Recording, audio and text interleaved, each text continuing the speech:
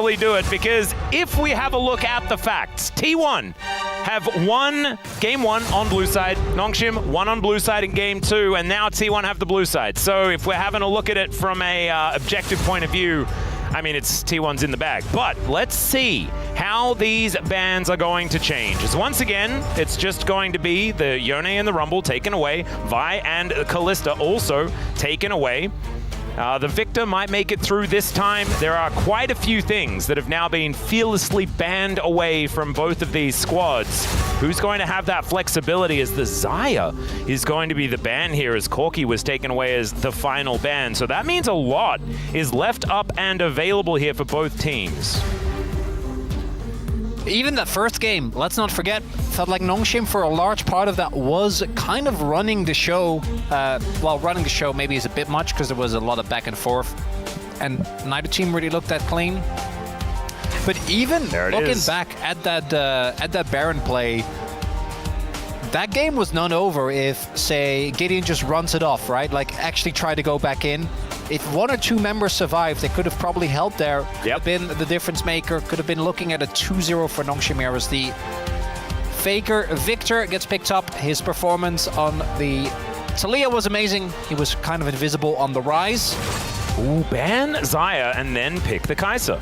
That seems like a decent game plan, as that's a lot of power for Calyx as well. Damn, that's a decent 1-2 punch. You can see the young man with a smile on his face after that one. Is it like Neferi? You gotta pick something that pairs aggressively well with Ari. Xin Zhao is already gone. Vi has been banned, as would be expected.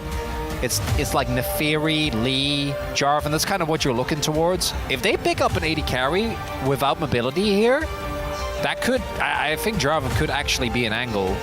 Well, Sion is going to be a beefy option, as that feels like putting Doran in jail. Well, he should be, unfortunately, after those first 2 games. And again, I wanna really give Doran credit where credit is due. I think Doran is generally not being given the respect that he deserved over the last couple of years. Thus far, though, in LCK, he's just not been good. And we know he can be, right? This is a man that, for good reason, has been winning a good amount of LCK titles, has been known to be a very consistent player, and just getting chain solo killed by King and is not really part of that. No. As so I like the Viego because it's an owner comfort pick, and also because it picks it away from Gideon. I don't think it really works with this comp at all.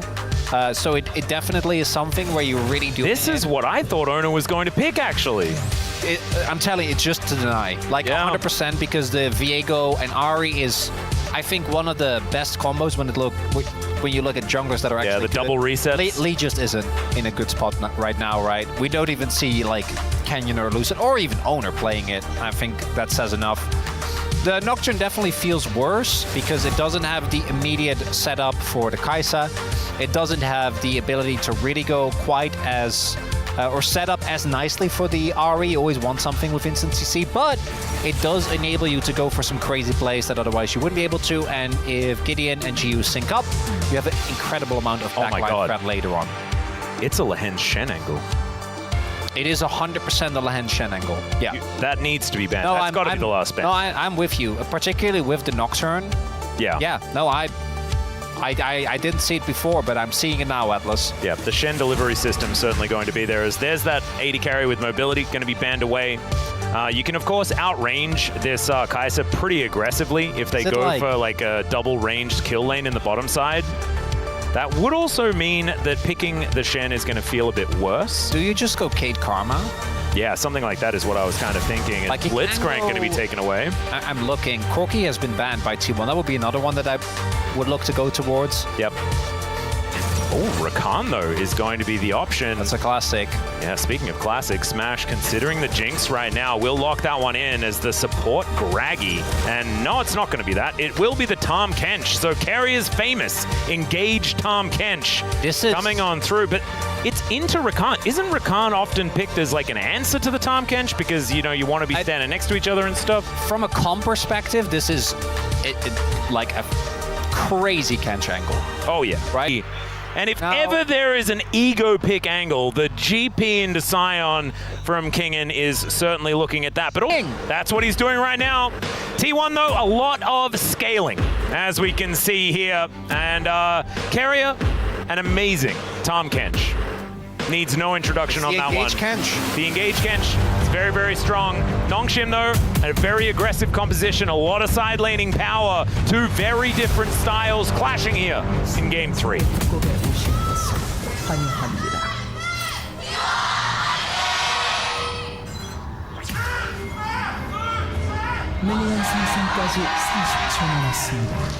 All right, here we are.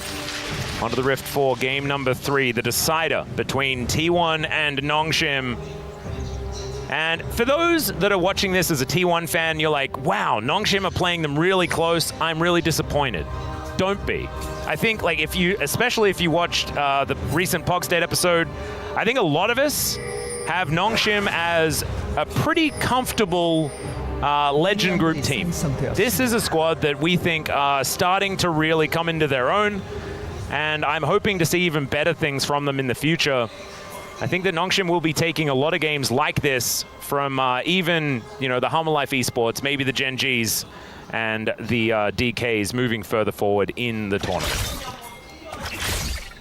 Looking at Nongshim's record so far as well, have been facing a lot of the weaker teams, right? DNF, DRX, but they did close all those out very cleanly. The only one where they really kind of dropped the ball was the DRX series, and even that, they still won. Yep. As we take a look. One other thing that I do have to mention is obviously Smash has a range advantage in this matchup. Rakan Zaya is also, or Rakan Kai'Sa rather, is also notoriously picked for everything after lane. It's a really good combo there, but this should be a repeat of game number 1, where the T1 bot lane should be able to build a at least comfortable prio lead. I don't think the bullying should be quite as heavy as it was in that game. Because Calyx, his early laning has been a little iffy, but his mid games have really, again, kind of blown me away today. Yeah, his game sense has been very, very good. But like you were saying, Faker has had the edge when it comes to getting these lanes in order, as that Foxfire was very satisfying. And being able to tidy up most of those minions pretty comfortably here. As Kingen and Doran, I mean, this is going to be a largely non-interactive lane. See how Kingen's going to be able to utilize his Trial by Fire, which is the thing that I always tend to watch when it comes to Gangplanks, and how many of his barrels he's actually able to hit, and how many Doran's able to take away. It's a lot of mini games you are going to have. As that barrel lands quite nicely. Brass Bucks coming on through. Man, that's another one. As I thought he actually had passive back up then and possibly could have started burning down the Sion even more. You can see it is just shoot and Q, and it's like Q, Q, Q, and Q, and Q from both of them. That does describe a lot of League of Legends, Atlas. Like, yeah, that's true. It's a lot of matchups. However, it is still this matchup, okay? Whether it is, universal or not, doesn't make it less true. There's another Q, for example. Yeah, okay, sorry. Yeah, I shouldn't have doubted you. Well, more barrels being thrown. Roar of the Slayer not going to quite hit the mark as Gideon looking for an early gank angle, but there is a ward in that brush as the zap connects onto Lehens. You're going to get slowed down here. Smash doing a great job alongside Carrier of keeping control of this lane. As Ona, in the enemy jungle actually, steals away a blue buff. He'll be able to get on out of there, or at least spots the blue buff. Wasn't actually keeping an eye on him. Yeah, they have even clears, although Gideon is a bit delayed because he wasted some time towards the top side of the map.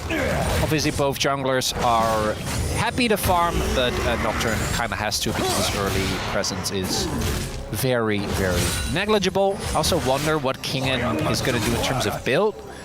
I personally would not be opposed to just go like Triforce into LDR. This is one of the occasions where being able to bust tanks reliably is, I think, going to be a really big deal that we'll see. We've also seen like the collector prio be high, and in this case, you could argue that Doran is going to die just because Geo is going to auto him, and being able to actually do as much damage as possible to Smash and Faker might be what he indexes towards. I also wonder whether he's going to pick up a Cult.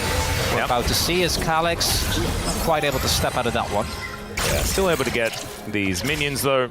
So as far as lane control, he's doing just fine. Couple of the red rocks picked up that we've seen be quite a trend here in the LCK. As Kingen looking for a little bit of a reset angle by the looks of things. Didn't have a lot of the blue stuff as Smash is going to get ignited. Jiu looking for an angle here as the Battle Dance gets the Rakan out of there before the Flame Chomper's arm. And that is a very nice trade. Kingen actually electing to stay, as we can see, but Calyx is in a whole bunch of trouble. He's going to have to flash. Gets out of the way of the gravity field, but thank goodness he didn't walk into a Viego. Outplayed there. Faker presenting him with two bad scenarios. Either you don't flash and you end up getting killed by Faker, or you get herded towards Owner. And again, the early laning troubles do continue. Ari, as long as you hit 6 and he's like 20% off, you'll be fine. Particularly against something like the Victor. Victor doesn't. If it was a, like a Lissandra or something of the sort that actually had immediate CC, it'd be kind of tough, but we did Ari, see Lissandra, didn't we, in the LPL? I think so. Lissandra to me is one of those champions where I'm always like, I hope she comes back every now and then, but if it is a Lissandra meta, it's not fun. No, it doesn't feel all that interactive. I feel like Talia is like the more interactive and fun version of Lissandra. Yeah, Lissandra to me is just when she's good and her laning phase, her weak laning phase can be kind of negated. It's Smite Fight. Yep, gonna be secured here by Gideon. Nicely done. Takes away the first one. The rest of Nongshim are grouped up, but you can see Smash and Carrier moving on down. That should be able to secure the remaining 2 grubs, but denying the feat of strength. Going to be nice here for Gideon, and wanting to just get the experience, right? The rush to level 6, obviously the thing for the Nocturne, as Lehen's able to get himself out, but will get licked for his trouble. There is that engage Kench as Carrier goes in, and this is the benefit of having an outranging bot lane matchup, right? Like the winning matchup means that Gideon has to peace out because Gio is catching the wave on top, Smash and Carrier are already there. But Nongshim is happy. They just want to get the 1 grub so that Gideon can get as much XP as possible, and he is about to hit level 6, which T1 should be aware of as well. Doran isn't really in a position where I think he's very gankable because he is still quite healthy. Faker, though, needs to be careful because I think that's where Gideon might look. Once he gets this blue buff, should be 6. Faker still has Smash, though, or he still has Flash, though. He also has Smash, but Smash is in the top lane. Yeah. Standing in the brush, as we can see. Zap going to come on through there as Jiu able to get out, but Lehen's not going to be as lucky. Has another charge on the Battle Dance, though, and the idea of trying to kill a Rakan still looking dicey.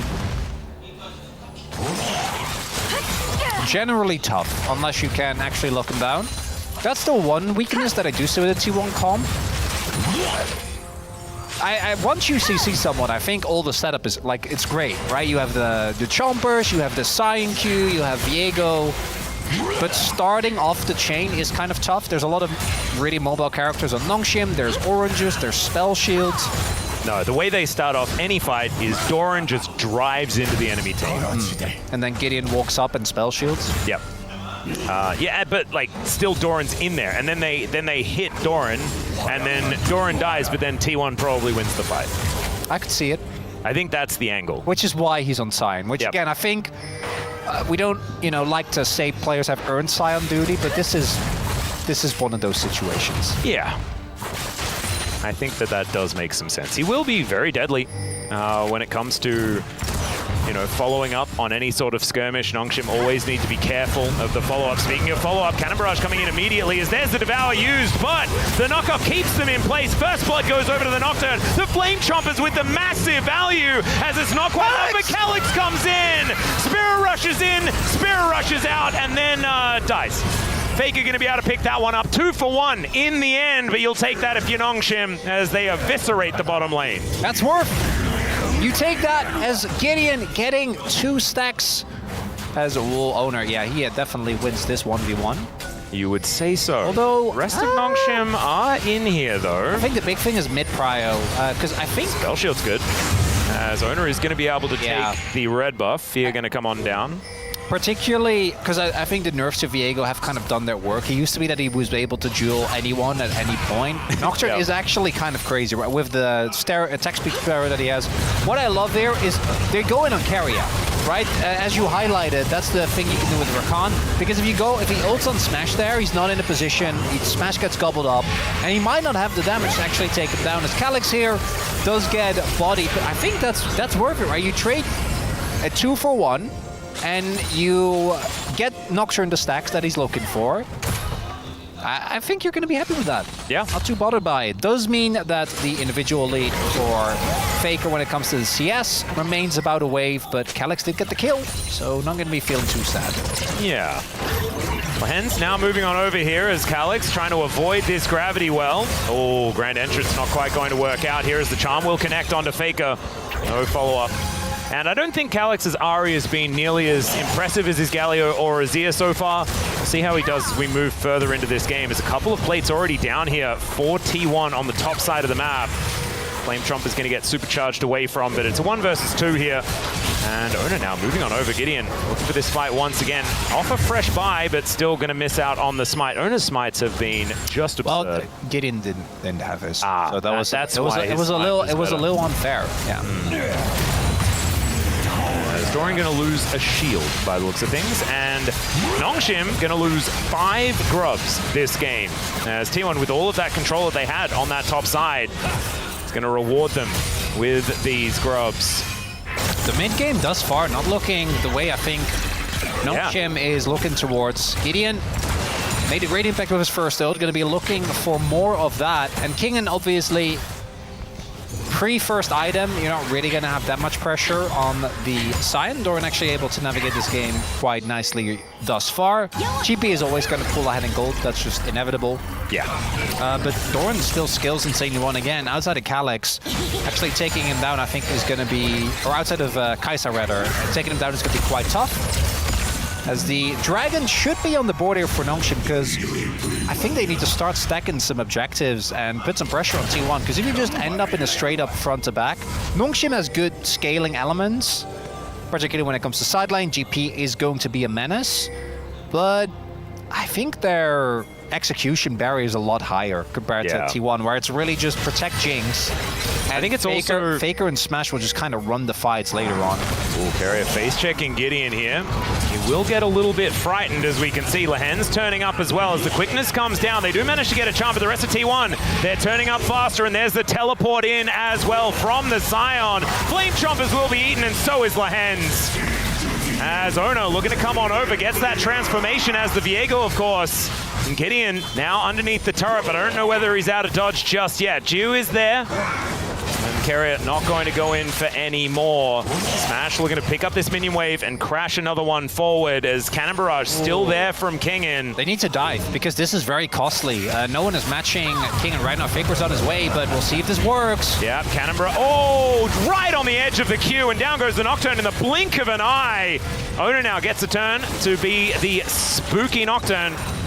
And so, yes, Kingen did get a little bit of spare time, but Faker did just waddle his way up there. And T1 just got everything out of that trade. Very worth. They're going to be very happy with that whole sequence. Yeah, who was the other play? Was it Diablo that just walked into the sign queue? Yeah, and just died. Yeah. Gideon also, it felt to me like he was almost out of it. But you can never trust the sign queue hitbox. Yeah, no, it's a little bit naughty to see. Early game's looking really good, as it's Lahen's just being a little bit too trigger happy here. If Calyx is here, you can kill him here, I think, without too much issue, but going in this early when there is no damage follow-up just doesn't work. In theory, trying to go for the Kench I think is quite nice, as then Lahen's feels like he can't move towards the top half because he's getting zoned off. I'm kind of wondering, I feel like Gideon dies here even if this Q doesn't hit, but maybe not. Not 100%. Yeah, see, he thought he was out of it. But like, if you've played enough against Sign, you know that that is definitely not a safe space. But even with the King ult, I think they got the crash in anyway, so probably someone would have died. It's Gideon looking for an ult again. Yeah, and there it is. Once again, it's the paranoia to come on out. They get the knock up there as well, as the Jinx is very healthy, and there is the triple knockup from Carrier. Ona turns up as well, but the barrels explode for a lot of damage, and Lahen's going to need to try and get himself out, does so with the grand exit. As Calyx also invested ulti to try and stop Faker there, as we can see, avoiding these orbs of deception really nicely. And Nongshim seem to be falling apart at the seams a little bit here in this game 3. In the short term, that play not working out. Do note the summoners, though. They got 3 flashes for that, and no one ended up going down. So it's a bit of a shame that Gideon's ult didn't hit the mark the way it did on the previous one. As with how Gio has been playing, I was a little worried that he would just walk into a keeper and die. We've seen a good amount of Sion, or players into Sion, do that now. Yeah. A little bit too consistently for my liking. As Kingen, the expectation is that this GP is going to scale into a legitimate win condition, but we saw there as well, not that much damage actually available between the barrier, the rocket shield. Couldn't quite match as a King going to pick up yet another wave here towards the bottom side of the map. Yep, pairing all the minions, that was satisfying. Whole wave just getting obliterated. The thing that I'm worried about is the fact that Smash has been free farming, now 20 CS in the lead. Lehen's also possibly in trouble, as we're seeing. Still able to dance his way out of there, but it does mean that he's unable to just walk around and get wards down where he wants them. And Gio defending this outer turret as best as he can. Do have the feats of warfare already completed here for T1 as they made it to 3 kills, but still no first blood, and only 1 objective has been secured here. T1 being able to grab a 3-stack of grubs, and no one has taken a dragon again! No dragons and no turrets? It's in absurd. my LCK? Yeah, that's not surprising at all. I don't know why I tried to sell it. Yeah. But I think the dragons thing is a little bit... The dragon thing is, yeah. As much as we joke, we both know LCK teams love trading dragons. Well, ideally for grubs as well. That's gonna be feats going over to T1. Yeah. So turret going to be secured. Upgraded shoes coming on in there. As Lehans, you can see, really wanting to find an angle. They dive onto Carrier, who does have the grey health, eats it, and still goes down. The train is going to land. Massive double knock-up. Super Mega Death Rocket comes in, but Smash is going to get CC'd by Lehans. 1 more auto required, but look at this. T1, they just say, we've got a train, and we will just run you over. No! And you cannot even get it. Oh, no.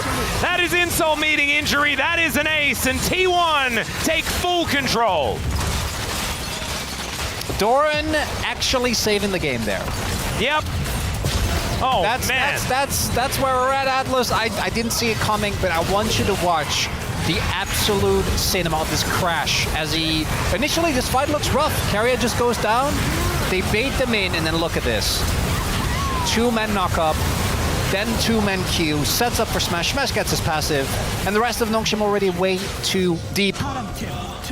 Untouched is the Jinx, because so many resources have been invested into killing specifically that Kench. Chu doesn't even get the eye for his troubles, and now Smash sitting at 2 items, and this game 2,000 gold the lead, Yeah. just for Smash on this Jinx. Atlas. Yeah, I have a feeling that perhaps this one is in the books. However, It's it not is over good yet. to see T1 having a bit of a bounce back, even after just that disappointing game 2.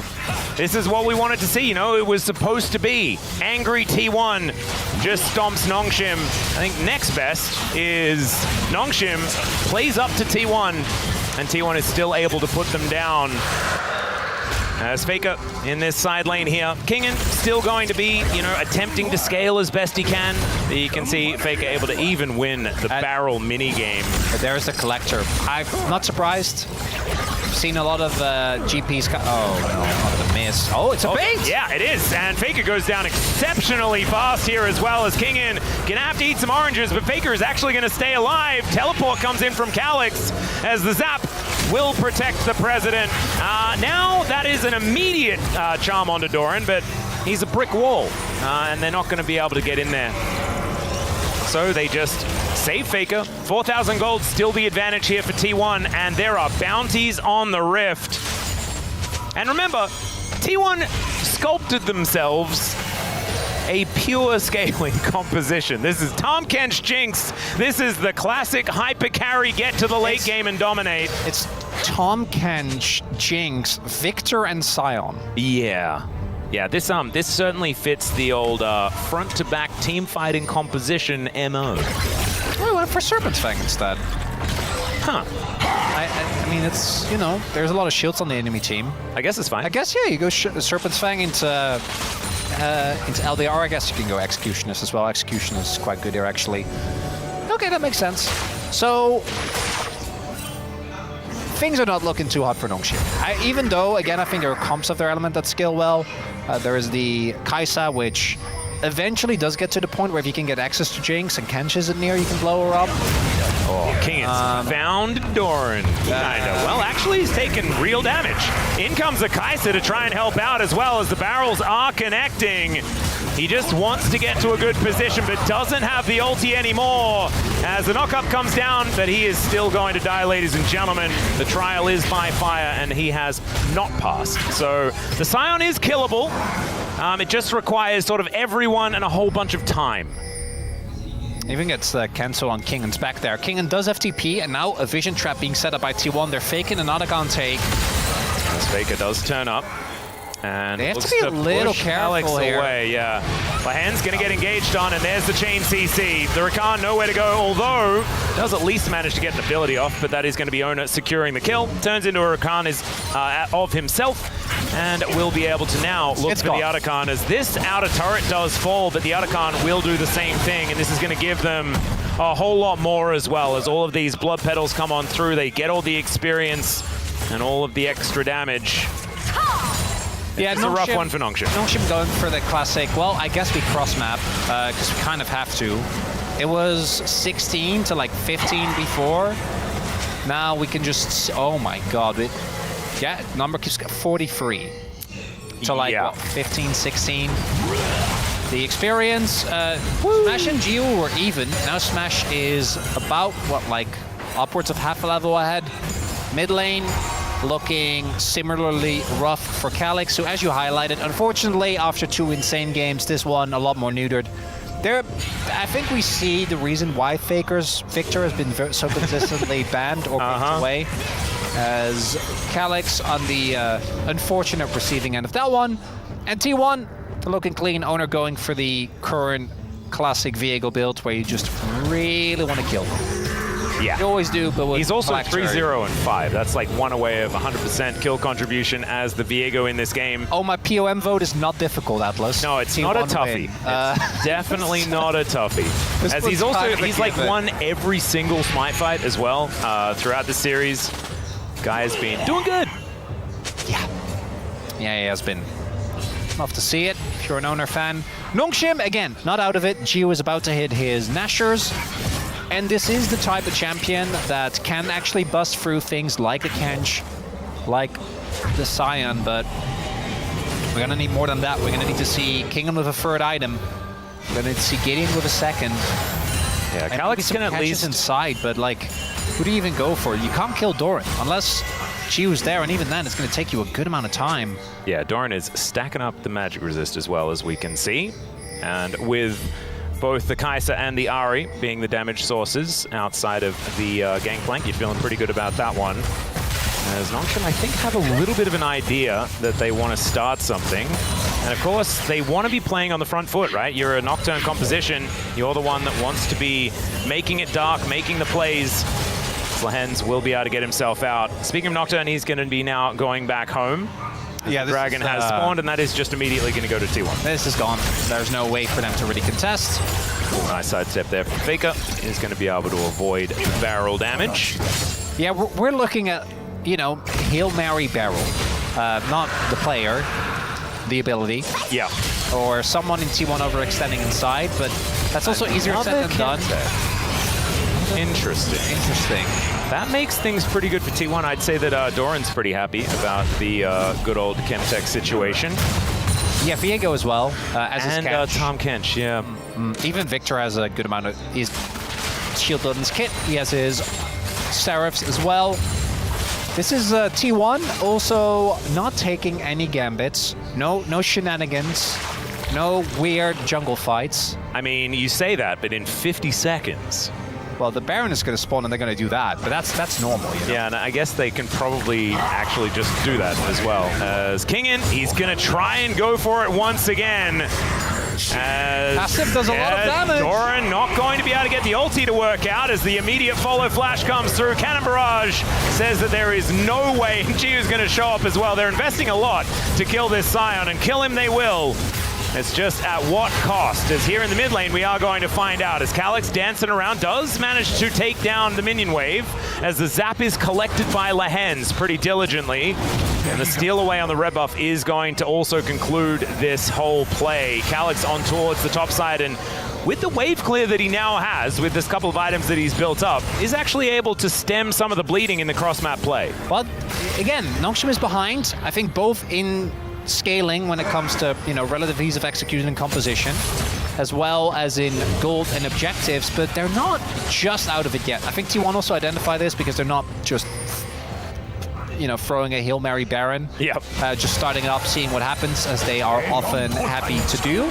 Mortal Reminder completed. Yeah, King didn't even have that, by the way, on the previous play, and it just really highlights how insane Trial by Fire is, that with just Triforce and Serpent's Fang, he was cutting through Doran. He did have a Last Whisper. I know, but that's not that much armor. It's not enough. And so now actually going to be a legitimate threat. Ooh, Geo with Nashers as well. Yeah, okay. Still, what's most likely going to happen is T1's going to start an objective. Nongshim is going to try and get anything. Oh, God. Owner is, yeah, he's big. He's very scary. Calyx learning that he does not want to fight Owner. Of course, Owner is still Paper Man. If they're able to chain CC him, he does die. Unfortunately, has a lot of mobility. IE done now for Smash. 3 items for the Jinx. They're more expensive than what Jiwoo's put together as well. Yeah, so the cool thing about this game is that we will know within about half a second who wins the team fight. I'm not, because if anyone on Nongshim dies, they lose. Yep. Because Smash will get excited, and Owner will start resetting, and then the fight is just not, I think, not playable. So they need to make sure no one dies, which is easier said than done. T1 have a good amount of damage available, and a range Picking a fight here well. could be an option. Doran does have teleport and can get in, but if they can execute someone, there might be an angle. However, T1 also, I mean, they are pretty far ahead, and especially where it counts, right? The Jinx is so scary. Smash having a great game, and he also has a Tahm Kench, which makes it even scarier. Locket of the Iron Solari completed as well. And Owner is almost like keeping up with Solar Lanes as far as completed items are concerned. Gio doing his very best to just get as much money and scale into this game as best as possible. This is one of his better champions. I just don't know how much it matters. We're getting to the point in the game, though, where relatively the lead for T1 is going to mean less and less. I just keep going back to the T1 comp. If they get a front to back, is amazing. And because they've been in such great control, they still have their mid lane outer. Yeah. So actually getting a creative angle for Nongshim is really hard. Cool. Kingen just not able to get any of these barrels. Does eat some oranges in order to get out of the way, but that is going to spell the death of the inner turret. And so that lane has become even longer. They're probably just going to give up the Drake and try to play force, because you want to force T1 an uncomfortable position, right? If T1 can just set up, Lahens. You're in deep trouble, as that is a lot of damage there, Lahens. I haven't highlighted this. He won Blood Song. Interesting. I feel like he really wanted Celestial with how a lot of this is played out. Oh, the charm just not really going where it wants to as the Chaos Storm gets every flash under the sun. Kingen going to be the first to go down, and that, like you said, is just going to spell the end. Oh, Voidseeker almost killing Owner here, who's still ticking down. Is this the paranoia to finish him off? I think it's a one-way trip, though, as Gideon trying to get himself out of there. The zap going wide, the knock-up not connecting, and he has the spell shield. Oh my goodness, is he out of there? No, Tongue Lash going to come on through. The zap not quite going to work out, and there's the Fear Tether. He sidesteps the next Tongue Lash, and there is a Mega Cone to get into safety. I think there was a flash in there from Faker. Wait, and did they get Drake? Roars. Okay, yeah, maybe they're going to be able to get the Drake as Gideon going to Fear Faker, and now he's continuing his merry jaunt. He now knows that he's dead, but that was, you know, he made that choice, and they take the Drake. They're going to lose Nash, most likely, because Gideon is dead for 40 seconds, but they got Drake. That was cool. That was really cool. Chronically, you're exactly right. The dramatic, like, zoom in as he was flying across the rift, as Faker says, guys, you can't be in a choke point. And he's right. Even though Kingdom takes a little bit of time to die, everyone else is very much on the back foot as expected. T1 start this up. All the damage dealers are here, though. Yeah, Cannon Barrage not available just yet. Alex going in, misses the charm, and gets crashed into, or at least Kingen does. He needs to get out of there, but he has no options. Over the wall goes Calix. Land's gonna follow him, but Ona gets over there as well with a Heartbreaker. And now T1 looking for even more. Super Mega Death Rocket just to make sure that they get out of there, and they do so. It is only the Gangplank going down, but he's dead for 40 seconds time. And so that Cannon Barrage that's up in 4 is gonna have to wait as well. As Doran's over the wall, but this Baron has been started. Voidseeker going to at least get on in there, and Gideon does have Paranoia, so flip it. They might be able to make this a 50-50. Still, it's exceptionally dangerous as the charm is going to come through onto Doran. One-way ticket. There's the Paranoia, and he needs vision. He needs to be able to click on someone to get in. The triple knock up there from Doran as well, as the Baron is now low. In goes Lands over the wall, they go. The Baron is still at 1,000 health as Gideon unable to get it because Ona is the king of smites. Calix able to get himself out, but the fight is well and truly lost, and T1 are going to look to push for the win. It was Smash! All right. How did Smash get it? Well, maybe because Gideon died. Because they just ignored the Baron. It was really smart stuff there from T1. A swift call to say, we are killing them. We are not going to take down the Baron. It's the Smash Splash damage, Atlas. Oh, God. He got them. Oh, God. Well, okay. Maybe the game isn't over just yet. Let's, Kingen? No. This game, it's that one extra longsword that really did it. Been too entertaining. I don't want it to be over. I know it is over. Atlas, we all know that. But I don't want it to be over right now. Oh, we are driving into the top lane. You know that feeling when you play a game and you know it's almost done and you're like, I don't know. Yeah. I mean, it's like when you get like that ultimate deck in Slay the Spire, and you don't want to kill the heart. As unfortunately for Kingen, he does not have a dash, and he's very far up, so Doran just ults him, and he kind of dies. Now we take a look here. A lot of resources are invested by T1, a lot of time rather, to try and make this play work, as this looks a lot closer than I thought it was going to be. Actually, nicely done by T1. Play around the vision denial very well. Also, don't damage the Baron until the ult from Gideon times out. And then Lahens goes in, but the problem is that Smash is untouched. Oh, Gio also goes in. Yeah, that ult for Gio was unfortunately not it. He saw blood in the water. Unfortunately, it was precognition and it was his own, and he ends up dying. Yeah. And now that gold lead has gone to a nigh insurmountable level, although it's only mid-inhib. I'm trying to cope at this. Although it's only mid-inhib, all right? Mid-inhib, and they're not going to lose soul. True. Now they Doran has Nexus in about 70,000. Atlas. Let me cope. Okay, got it. I got that. I think Doran can actually just walk up, tank all 5 of them and the turret, and then T1 kills the turret. I thought that on side, and it was never true. But they didn't have the rest of T1 backing me up, though. I feel like it might have helped. Yeah. Just having a look at how many bits of health bar he has, you know? And they're just guarding this siege minion. So 30 seconds. To clear out vision where he can. And Doran's doing it. He is making the play. Yeah, where he just walks up, tanks the turret, minions stay alive, and the second inhibitor is going to go down. Nongshim, it's up to them to try and start a fight here. And they do have all of their buttons available. Unless... All right. T1 are going to play it slow. Smash gets tagged. And it's not Soul. No, I know. Because of Gideon's shenanigans. All right. Still, they lose 2 inhibitors. Now, I mean, let us cast your minds back to a certain game that did have a smolder in it, right? Oh, Gio, the smolder moment. Yeah. Got mercilessly shut down in perhaps one of the most cinematic moments ever when the arrow pierced the dragon. I'm being made fun of. That moment hasn't happened yet. I'm being made fun of by the copium overloaded. We both are. Because I know this is over. Yeah, it is. It's done. But we need to now take this moment to try and see whether there are any angles, even if there are not. As it's 8,000 gold is a pretty big deal, and it's the Jinx mainly that has most of it. 2.8k is really just ludicrous. He's got a GA as well as an extra cheeky BF sword because he can. You need to get through GA barrier. Flash will probably be up by the next fight.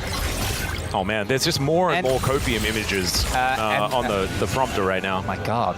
They're really spamming those. They really like load them up. As Lehen's just taking a cue for fun. It's bait! Oh no. Yeah, well, they do manage to get a charm onto Faker, who just goes golden. Lehen's now just gonna get knocked up and taken down. Sometimes you just have a Zhonya's and you're just feeling fantastic as Ona Heart breaks in. Jiu gonna have to flash as Ona gets over the wall and just flashes on top of him. He goes golden as well though, and it's another charm that's looking pretty good. Death's Daughter rains down onto Ona, but he's able to get himself out of there. And Nongshim, they are bleeding. They've lost a Rakan, but they have a few of their tanks, their damage dealers still left alive. But Doran just doesn't take damage. And now Carrier's diving forward. Down goes the gangplank. Carrier will fall, but he's making the sacrifice for his team. And the GA is procced. The Nexus is exposed, and T1 will be able to take down Nongshim here in our first series of the week.